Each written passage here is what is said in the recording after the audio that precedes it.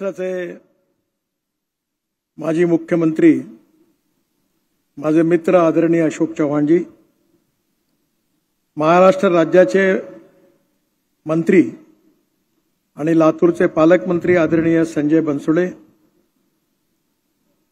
आपल्या सगळ्यांकरता विकासाचा मुद्दा घेऊन अतिशय कार्यप्रवण आणि कार्याकरता संघर्ष करणारे आपल्या सगळ्यांचे लाडके नेते आदरणीय संभाजीराव पाटील निलंगेकर, आदरणीय अक्का, आपले उमेदवार सुधाकरराव शृंगारे, आमदार देवराव होळी, माझे जुने सहकारी मित्र आदरणीय गोविंद केंद्रे, आपल्या पक्षात नव्याने आलेल्या सौ अपर्णाताई चाकूरकर, आमदार राजूरकर, मंचावर उपस्थित सर्व सन्माननीय अतिथीगण आणि उपस्थित माझ्या बांधवांनो आणि बहिणींनो, ज्यावेळी माझा प्रास्ताविकात थोडा परिचय करून देत असताना अटल बिहारी वाजपेयींचा उल्लेख या ठिकाणी झाला, मला एक गोष्ट नमूद करायची आहे की आपल्या देशाच्या इतिहासामध्ये 1947 पासून तर जवळपास 2000 सालापर्यंत आपल्या देशामध्ये कधी आपली जी खेडी आहेत, आपली जी गावं आहेत, त्यांना चांगला रस्ता करण्याचा कधी विचार झाला नव्हता। गावात प्यायला शुद्ध आणि स्वच्छ पाणी नव्हतं। गावातले मुलं पावसाळ्यामध्ये शाळेत जाऊ शकत नव्हते। गावामध्ये दूध, फळं, फुलं, भाजीपाला कुठल्याही प्रकारे रस्ता चांगला नसल्यामुळे बाहेर पाठवल्या जाऊ शकत नव्हता। गावं दुःखात होते। अशा वेळी अटल बिहारी वाजपेयींनी मला दिल्लीला बोलावलं। मी त्यावेळी मुंबईमध्ये मंत्री होतो। 55 उड्डाणपूल, मुंबई पुणे एक्सप्रेस हायवे आणि वरळी बांद्रा सीलिंग प्रोजेक्ट सारखे प्रोजेक्ट करण्याची मला संधी मिळाली। सुंदरलालजी पटवा ग्रामीण विकास मंत्री होते आणि पहिल्यांदा मी दिल्लीला प्रधानमंत्र्याच्या ऑफिसमध्ये गेलो। अटल बिहारी वाजपेयींनी मला बघितलं, माझ्या पाठीवर हात ठेवला आणि मला त्यांनी मराठीत म्हटलं, नितीन, आता तू महाराष्ट्रात खूप काम केलं, आता थोडं देशात काम कर। आणि मग ते हिंदीत बोलायला लागले आणि त्यांनी मला सांगितलं की तुला मी एक जबाबदारी देणार आहे की हिंदुस्थानमध्ये 6.5 लाख खेडी आहेत, त्या गावात जायला रोड नाहीये, त्याला जोडणारी योजना तू तयार कर। तुझ्या अध्यक्षतेखाली मी कमिटी अपॉइंट करतोय आणि हे काम तू रिलिजियसली कर, कर्तव्य बुद्धीने कर, कारण हिंदुस्थानच्या इतिहासामध्ये हे अतिशय आवश्यक असं काम आहे। अटल बिहारींनी माझ्यावर जबाबदारी दिली। माझ्या अध्यक्षतेखाली एक कमिटी तयार झाली। त्यामध्ये रिझर्व्ह बँकेचे गव्हर्नर होते, डेप्युटी गव्हर्नर होते, नाबार्डचे चेअरमन होते। माझं वय 36-37 वर्षाचं होतं आणि त्यामध्ये मला अतिशय आनंद आहे की पहिल्यांदा मी 3 महिने खूप परिश्रम केले, मेहनत केली आणि एक रिपोर्ट तयार केला। तो रिपोर्ट तयार केल्यानंतर मी तो वाजपेयी साहेबांना पोहोचवून दिला आणि ज्यावेळी मी त्यांना हा रिपोर्ट पोहोचवून दिला त्यावेळी मी त्यांना असं सांगितलं की मी याचं नाव प्रधानमंत्री ग्राम सडक योजना असं ठेवलेलं आहे। त्यानंतर जवळपास 15 दिवसानंतर लाल किल्ल्यावर डॉक्टर अब्दुल कलाम साहेब यांनी घोषणा केली आणि प्रधानमंत्री ग्राम सडक योजना या देशाला मिळाली। माझं भाग्य आहे की या देशातल्या 6.5 लाख गावापैकी आजपर्यंत 4.5 लाख पेक्षा जास्त गावांना मजबूत रस्त्यांनी जोडण्याचं काम हिंदुस्थानच्या इतिहासात जर कोणी केलं असेल तर त्याचं नाव अटल बिहारी वाजपेयी आहे, याचा मला अभिमान आहे। आणि ग्रामीण भागामध्ये शेतकऱ्याचं जीवन बदलवणारी योजना बनवण्याचं सौभाग्य माननीय अटल बिहारी वाजपेयींनी मला दिलं। मी ज्यावेळी माझा आता इंटरव्ह्यू अनेक बाहेरच्या विदेशी वाहिनी घेतात तेव्हा एक प्रश्न कॉमन असतो, ते मला विचारतात की तुमच्या आयुष्यात तुम्ही चांगलं काम कोणतं केलं आहे? तर मी पहिल्यांदा उल्लेख करतो की प्रधानमंत्री ग्राम सडक योजना, जी हिंदुस्थानमधल्या ग्रामीण भागातल्या शेतकऱ्यांचं कल्याण करणारी योजना होती, ही योजना बनवण्याचं सौभाग्य मला मिळालं. हे माझ्या आयुष्यातलं चांगलं काम आहे.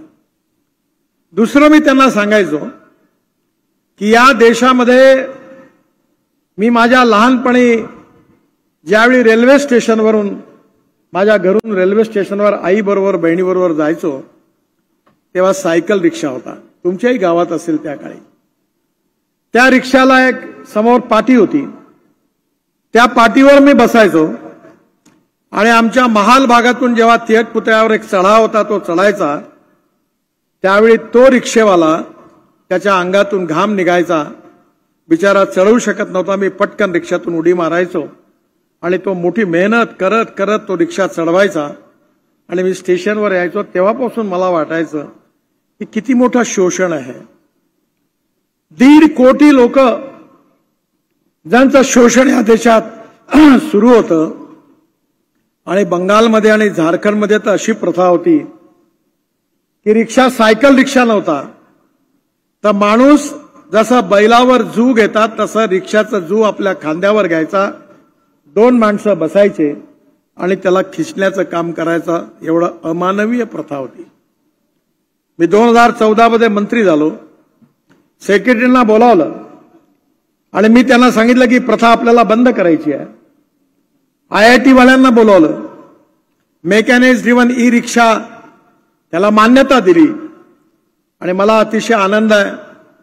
ही योजना मी जेव्हा तयार केली त्यानंतर आज हिंदुस्थानच्या इतिहासामध्ये 1.5 कोटी लोक जे हातठेला ठकलत होते, जे छातीवर पाठीवर 1 क्विंटलचं बोरं घेऊन उचलायचे, जे माणसांना सायकल रिक्षामध्ये किंवा खांद्यावर घेऊन वाहण्याचं काम करायचे, ते सगळे लोक या मानवी शोषणातून मुक्त झाले आणि आज देशात कुठेही सायकल रिक्षा दिसत नाही, हातठेला दिसत नाही.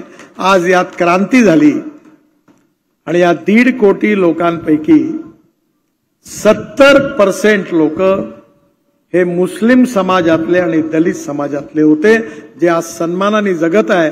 हे माझ्या आयुष्यातलं सगळ्यात चांगलं काम झालं असं मी सगळ्यांना सांगतो.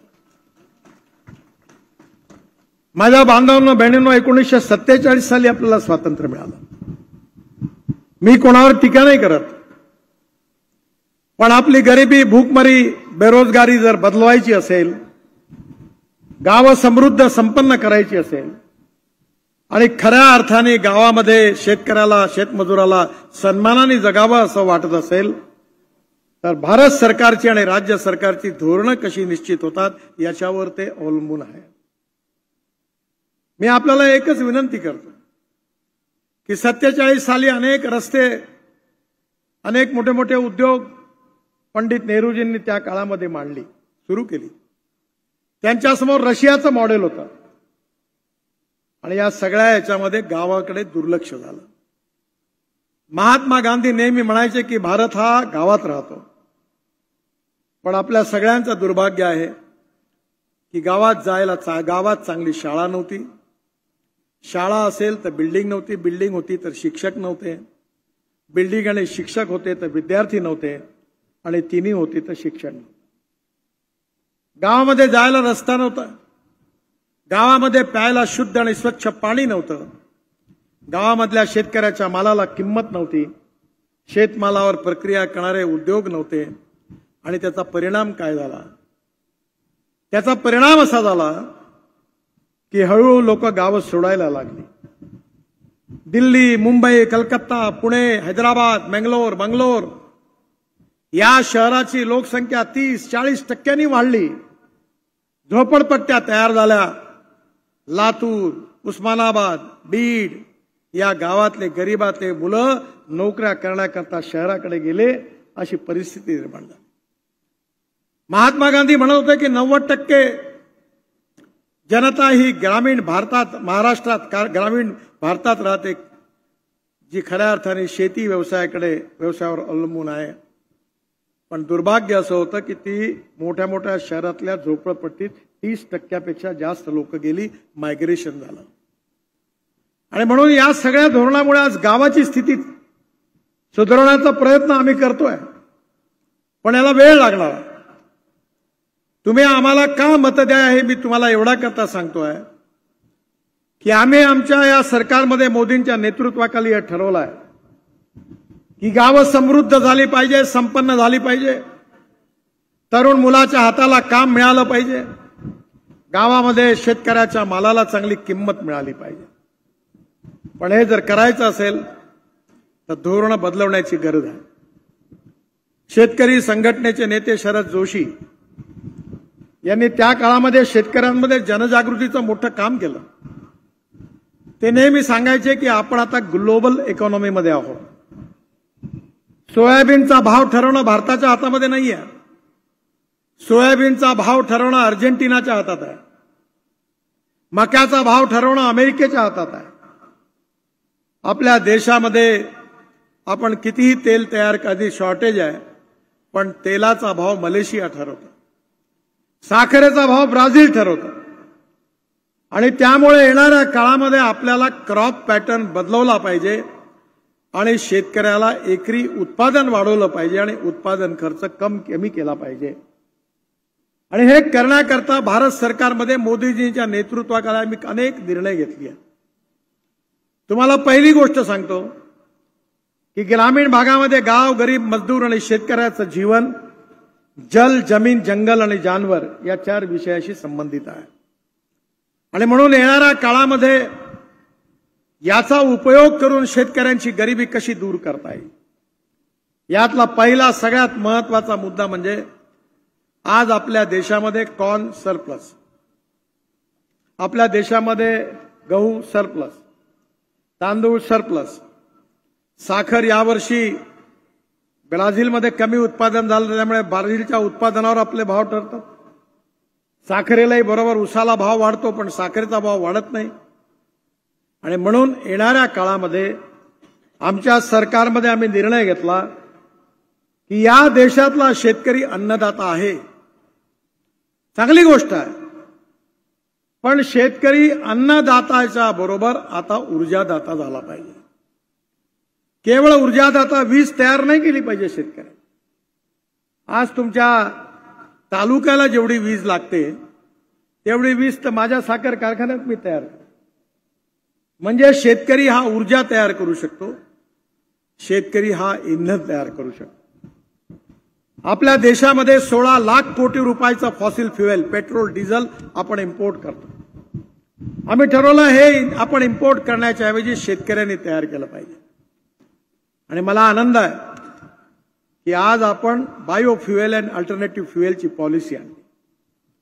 आज पहिल्यांदा इथेनॉल आणलं. इथेनॉल काय आहे? इथेनॉल म्हणजे तुम्हाला माहिती आहे, उसाच्या कारखान्यात अल्कोहोल तयार होतं, ते पोटात जातं, हे गाडीत जातं, एवढाच फरक आहे. आणि म्हणून आपण शुगर केन ज्यूस पासून इथेनॉल, बी हेवी मोलायसेस पासून इथेनॉल, सी मोलायसेस पासून इथेनॉल, मक्यापासून इथेनॉल. आता मक्याच्या इथेनॉलला आपण 3 रुपये रेट वाढवून दिला पर लिटर. आणि एवढंच नाही तर तांदूळापासून, गव्हापासून, बांबूपासून आणि बायोमास पासून, म्हणजे तुराट्या, पराठ्या, ज्वारीची फळं आणि धानाच्या पिकामध्ये असणारं जे राईस स्ट्रॉ आहे, तणस, परळी, त्याच्यापासून आपण इथेनॉल तयार केलं. म्हणजे शेतकरी हा इंधनदाता झाला पाहिजे. तुम्हाला आश्चर्य वाटेल, ज्यांच्या मनात संशय असेल ते माझ्याकडे नागपूरला या किंवा दिल्लीला या. माझ्याकडे टोयोटो कंपनीची इनोवा गाडी आहे. ही गाडी 100% इथेनॉलवर चालते. माझ्याच कारखान्यातलं इथेनॉल मी टाकतो. ती 60% वीज तयार करते आणि 40% इथेनॉलवर चालते. इथेनॉलचा रेट आहे 60 रुपये लिटर आणि पेट्रोलचा रेट आहे 120 रुपये लिटर. जर पेट्रोलच्या ॲव्हरेजची तुलना केली तर माझ्या इनोवा गाडीचा पेट्रोलचा रेट 25 रुपये लिटर येतो. 25 रुपये लिटर. आणि आता इंडियन ऑइलने माझ्या आग्रहाखातर 300 इथेनॉलचे पंप देशात टाकण्याकरता सुरुवात केली आहे. पण एवढं काही इनोव्हाची गाडी नाहीये, टोयोटाची गाडी नाहीये. आता मारुती सुझुकी आपल्या गाड्या फ्लेक्स इंजिन मध्ये सुरू करतात. अशाच बजाज कंपनीचे मालक राजीव बजाज 4-5 दिवसापूर्वी माझ्याकडे आले. ते म्हणाले, तुम्ही आमची जी गाडी लॉन्च करता ती हिट होते, आता तुम्ही इथेनॉलचे पंप सुरू करता. माझी इथेनॉलवर चालणारी बाईक आहे, स्कूटर आहे, ऑटो रिक्षा आहे, आणि आज तर मला मी सीएनजी वर चालणारी पण स्कूटर मला लॉन्च करायची आहे, तुम्ही वेळ द्या. मला सांगताना आनंद होतोय की बजाज, टीव्हीएस, नंतर हिरो, होंडा या सगळ्या कंपनी आता 2 व्हीलर आणि 3 व्हीलर 100% इथेनॉलवर चालणाऱ्या येणार आहेत.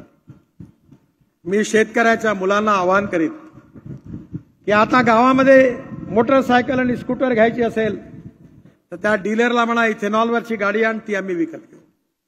तुमच्या भागामध्ये जे पेट्रोल पंप आहे तिथे इथेनॉलचे पंप टाकू आणि तुमच्या जिल्ह्यात झालेलं इथेनॉल त्या पंपामध्ये जाईल आणि 100% इथेनॉलवर तुमच्या गाड्या चालतील आणि शेतकऱ्याला 2 पैसे मिळतील, तरुण मुलाच्या हाताला काम मिळेल आणि गावं समृद्ध संपन्न झाल्याशिवाय राहणार नाही.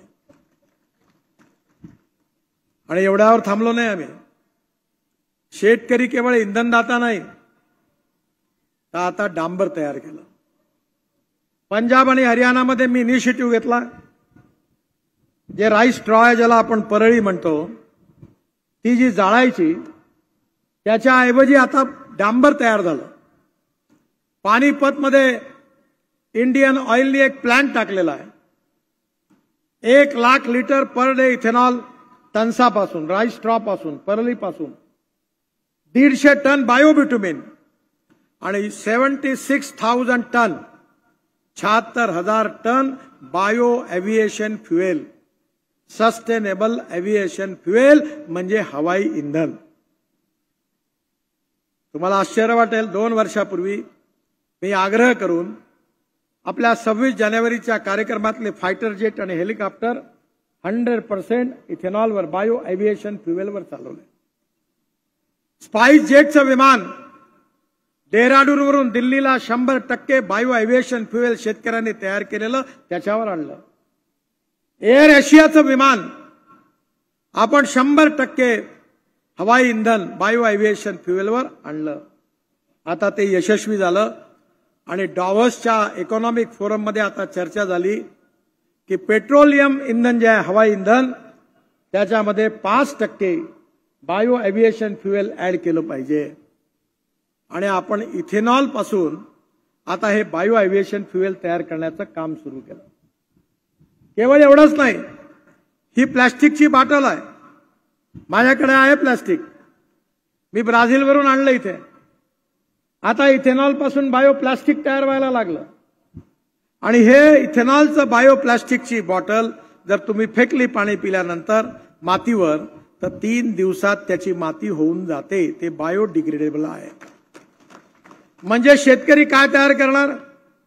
शेतकरी इथेनॉल हवा इंधन तयार करणार, पेट्रोलचा डिझेलचा पर्याय. शेतकरी काय तयार करणार?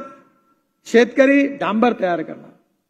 शेतकरी काय तयार करणार? हवाई इंधन तयार करणार. शेतकरी तयार करणार बायो प्लास्टिक तयार करणार.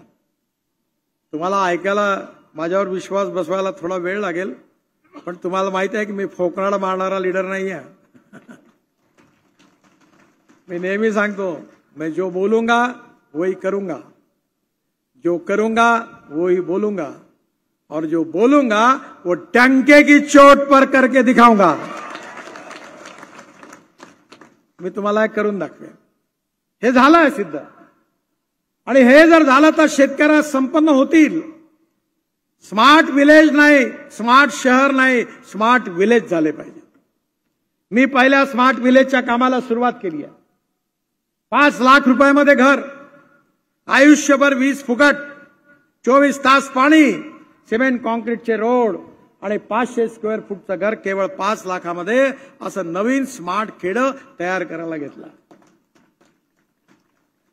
हे कठीण आहे पण असंभव नाही.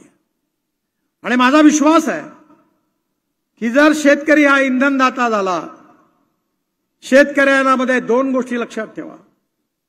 मी आता संभाजीरावला सांगत होतो की मी तर आता शेती बघू शकत नाही, माझी पत्नी बघ. माझी शेती बघायला तुम्ही या. पहिले मी कापूस लावायचो, H4 H6 वरलक्ष्मी. त्या काळामध्ये कॉलेजमध्ये विद्यार्थी होतो. 2-2 लाखाचा कापूस व्हायचा. आणि मग जेव्हा हिशोब करायचो तर 2 लाखाचा कापूस आणि 1,80,000 रुपयाचा खर्च. इंडोसल्फान इतक्या बाटल्या, प्लॅनोफिक्सच्या एवढ्या शिश्या, ते पोषक, दुनियाभरच्या औषधं, त्या फवारण्या, तो ऍस्पी बोलोचा एक पॉवर स्प्रेअर आणला होता. सगळे धंदे केले. मुनाफाच नाही मिळत. उत्पादन खर्च कमी केला पाहिजे. मी 25,000 टन बायो फर्टिलायझर तयार केलं.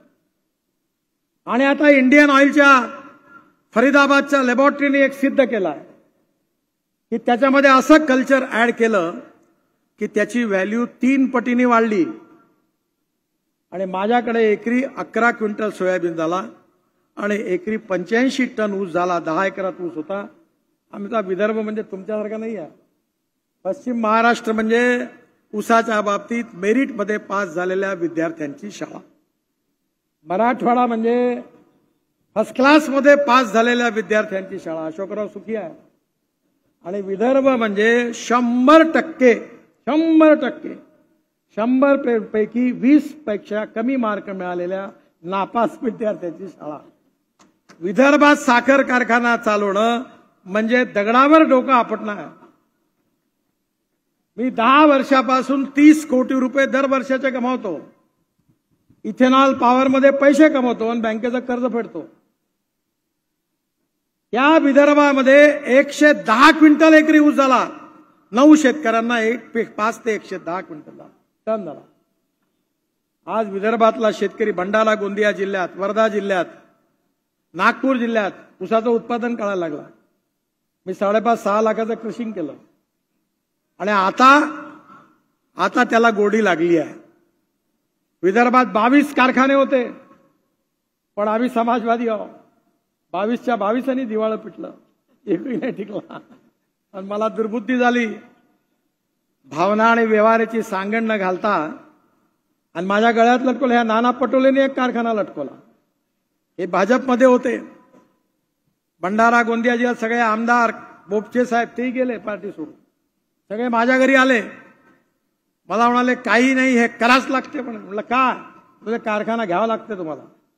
भंडारा गोंदिया जिल्ह्यात फार कठीण आहे, बंद पडलेला कारखाना तुम्ही चालू करा. मी घेतला, चालू केला. घाटा सुरू आहे. मग वर्धेत कारखाना घेतला. पुन्हा असत रामदास तडस पासून सगळे आले. साहेब आपली पार्टी हे आवश्यक आहे. पुन्हा गळ्यात लागला. आता भावना गवळी आणि सगळे वाशिमवाले आले होते. माझ्या मुलाला कळलं का ते आले आहे. मला पहिले तुम्ही बाबा या भानगडीत नका पडू, आम्हाला पाहिजे तर भंगारात विकायची परवानगी द्या, हे नका करू. पण आम्ही त्या कारखानदारीला यशस्वी केलं. आणि आज इथेनॉलमुळे कारखाना यशस्वी झाला. भंडारा गोंदिया जिल्ह्यामध्ये तांदूळ आहे आणि त्याच्यातला ब्रोकन राईस आहे. माझ्या मुलाने आता तुमच्या लातूर मधल्या एका कारखान्याला 10,000 टन राईस, ब्रोकन राईस त्याला सप्लाय केला.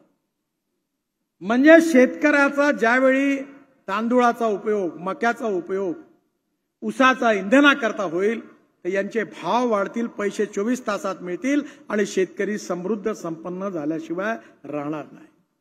16 लाख कोटी रुपयाचं इम्पोर्ट आहे. आज 2 लाख करोडची इथेनॉल इकॉनॉमी झाली. मी ट्रान्सपोर्ट मंत्री आहे. मी इलेक्ट्रिकच्या गाड्या आणल्या, इलेक्ट्रिकच्या बसेस आणल्या, इलेक्ट्रिकच्या स्कूटर आणल्या. मला लोक म्हणायचे रस्त्यात गाडी बंद झाली तर काय होईल. आता कोणी नाही विचारत प्रश्न. आता वेटिंग लिस्ट लागली आहे. 16 लाख कोटी रुपये देशाच्या बाहेर जात आहेत. आमच्या सरकारमध्ये आम्ही स्वप्न पाहतोय. मोदीजींनी G20 मध्ये बायो फ्युएलची अलायन्स केली आहे.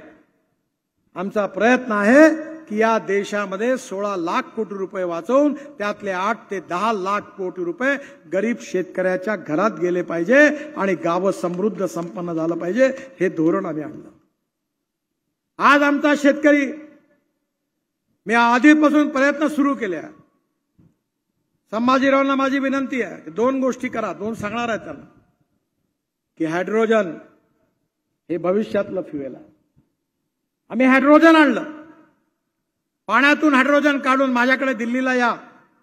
मला वाटतं संभाजीरावांनी गाडी बघितली, मर्सिडीज पेक्षाही चांगली आहे, एकदम कम्फर्टेबल. गाडीचं नाव आहे मिराई. मिराई म्हणजे जापानी शब्द आहे, त्याचा अर्थ आहे भविष्य, भविष्य, फ्युचर. आणि ती हायड्रोजनवर चालते.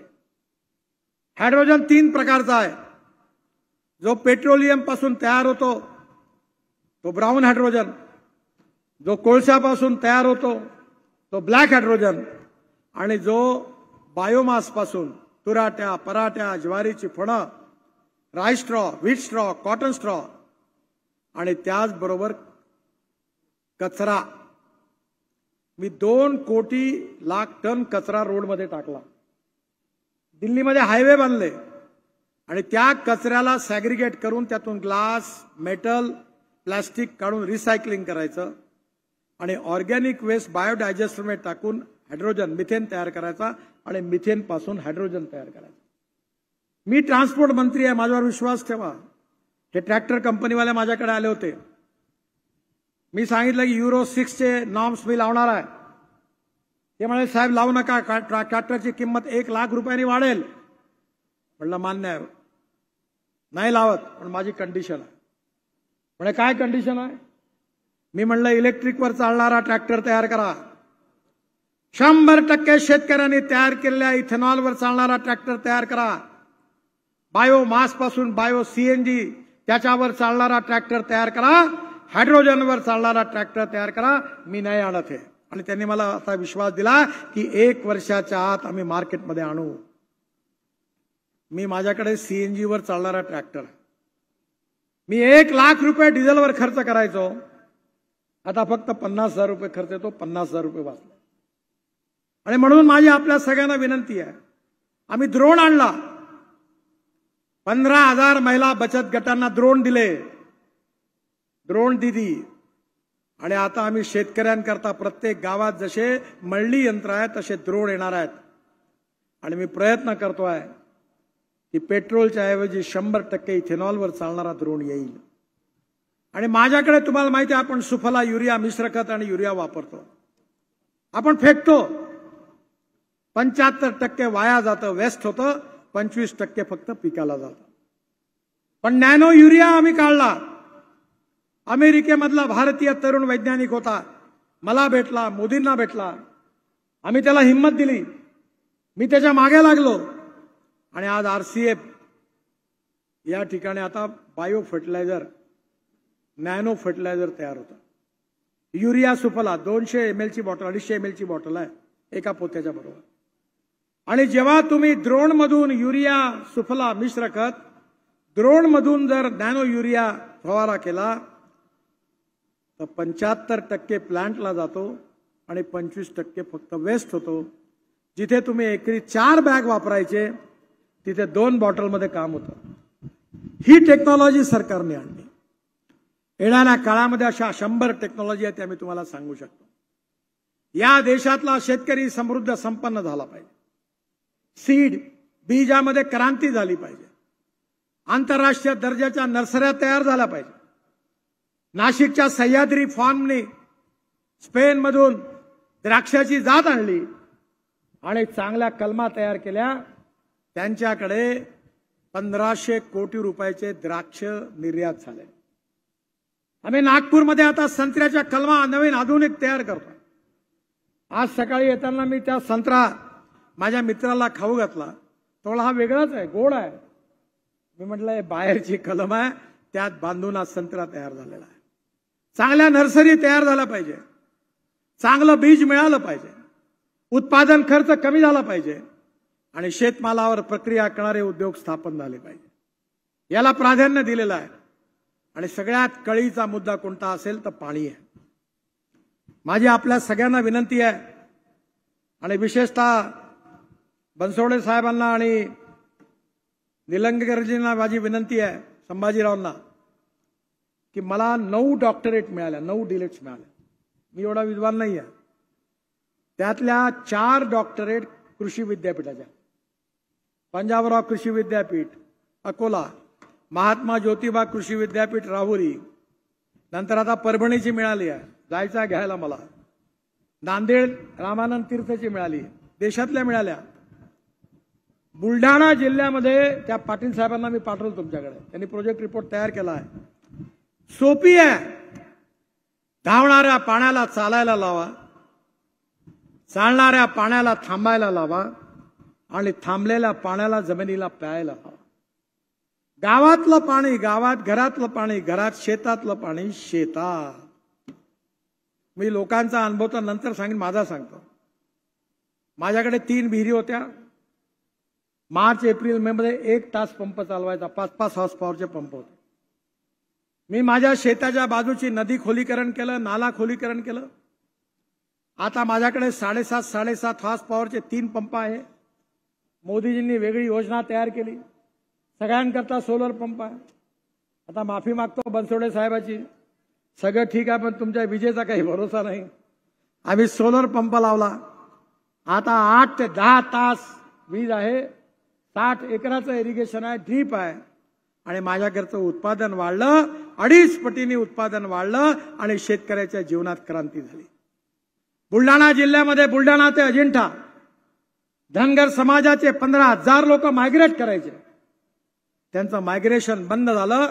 त्यांच्या विहिरी 8-8, 10-10 तास उन्हाळ्यात चालायला लागल्या, प्यायला पाणी मिळालं, शेतकरी समृद्ध झाला. या लातूर जिल्ह्यामध्ये जलसंवर्धनाकरता आपण जास्त प्रायोरिटी द्या.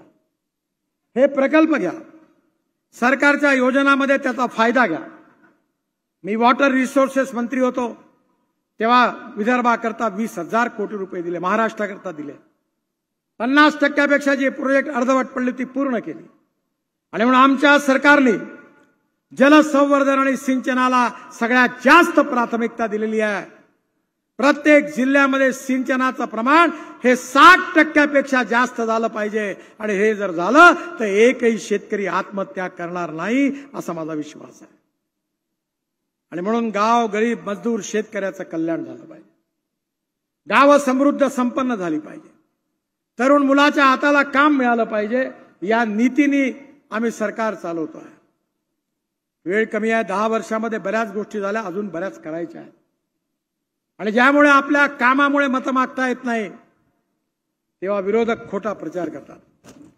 ते सांगून आल्यात की भाजपचं सरकार आलं, 400 जागा आल्या तर आम्ही बाबासाहेब आंबेडकरांचं संविधान बदलवणार आहे. खोटा प्रचार करतात. तुम्हाला माहिती असेल सुप्रीम कोर्टामध्ये केशवानंद भारती केस झाली होती. मी कायद्याचा पदवीधर आहे. आणि या केसमध्ये सुप्रीम कोर्टाने निर्णय दिलेला आहे की घटनेची मूलभूत तत्व कोणत्याही सरकारला कधीही बदलवता येणार नाही. Silent features of the constitution cannot be change. हे सुप्रीम कोर्टाने निर्णय दिलेला आहे. घटना 2 प्रकारात आहे. एक मूलभूत तत्व आहे, freedom of speech, fundamental right. हे जे आपले मूलभूत तत्व जे आहेत हे कधीच बदलता येत नाही. लोकतंत्र, समाजवाद, धर्मनिरपेक्षता हे लिहिलेले आहेत. ते बाबासाहेबांनी तरतूद करून ठेवली आहे की हे कधी बदलवता येत नाही.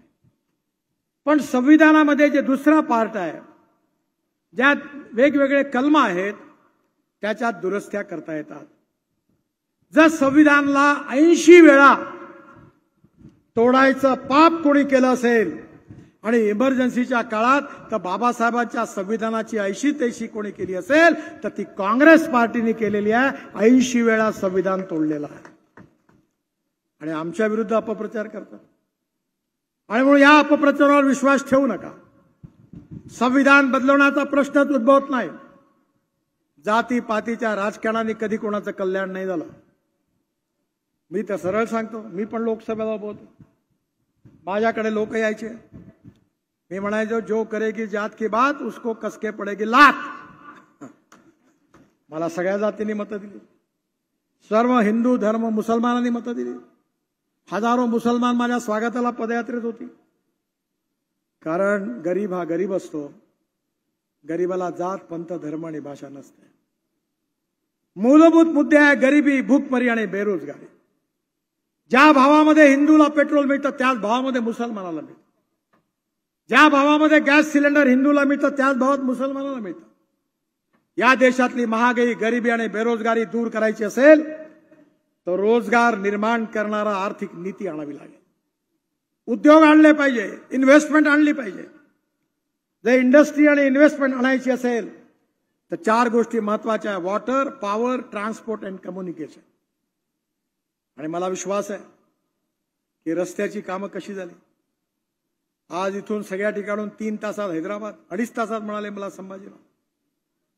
आज बदललं सगळं चित्र. वाह अभिनंदन तुमचं. तुमच्याकडेच नाही, देशात बदललं. मुंबई ते दिल्ली 48 तास लागायचे गाडीनी, आता पुढच्या जानेवारीपासून किती? 12 तास. मी तर काश्मीर ते कन्याकुमारी भाषणात बोलायचो. तुम्ही हिमाचल प्रदेशात मनालीला गेला असाल, मनालीवरून रोहतांग पासला वरती जायला 3.5 तास लागतात. आता आम्ही अटल टनेल बांधली आहे, 8 मिनिटात जातो. 3.5 तास कुठे? 8 मिनिटं. तिथून बाहेर आलो की लद्दाख लेहला जायला हिमालयाच्या मध्यभागी लद्दाख लेह पर्यंत 8 टनेल आणि मोठा रोड बांधणं सुरू आहे. तिथून लद्दाख लेहून आलो की झोजिला, कारगिलच्या खाली आशियामधली 11.6 किलोमीटरची सगळ्यात मोठी टनेल, 80% काम पूर्ण झालं, झोजिला टनेल. तिथून आली की झेडमोर टनेल पूर्ण झाली. श्रीनगरहून आलो की जम्मूच्या श्रीनगरच्या मध्ये 18 टनेल बांधल्यात, रोड बांधला. आणि कटराच्या आधी दिल्ली कटरा एक्सप्रेसवे, अमृतसर दिल्ली, आणि दिल्लीला आल्यानंतर दिल्ली मुंबई एक्सप्रेस हायवेनी सुरत, आणि सुरत वरून निघालो की मुंबईला यायची गरज नाहीये. हैदराबाद, बेंगलोर, चेन्नई, कन्याकुमारी, त्रिवेंद्रमला जायला. तर सुरत ते नाशिक, नाशिक ते अहमदनगर, अहमदनगर ते कर्नूल, आणि कर्नूल ते पलीकडे हैदराबाद, त्रिवेंद्रम, कन्याकुमारी, चेन्नई, बेंगलोर, मंगलोर, कोचीन. त्यामुळे आता दिल्लीहून दक्षिणेत जायचं असेल तर मुंबईला किंवा पुण्याला यायची गरज नाही, कोल्हापूर आणि सोलापूरला जायची गरज नाही. दिल्ली ते कन्याकुमारी हे अंतर 320 किलोमीटर कमी झालं, आणि throughout express highway access कंट्रोलनी तुम्हाला जाता येईल, असा देश बदलला. हा तुमचा हायवे जो आहे हा सोलापूरच्या जवळ उस्मानाबादच्या तिथून जाणार, आणि त्याला आपण लातूरवरून कनेक्टिव्हिटी देणार आहे. म्हणजे तुम्हाला दिल्लीला जायचं असेल का गेले का 14 तासात दिल्ली. आणि म्हणून हे एवढं चित्र जे बदललं त्याचं श्रेय आम्हाला नाही आहे, त्याचं श्रेय सुधाकररावांना नाही आहे.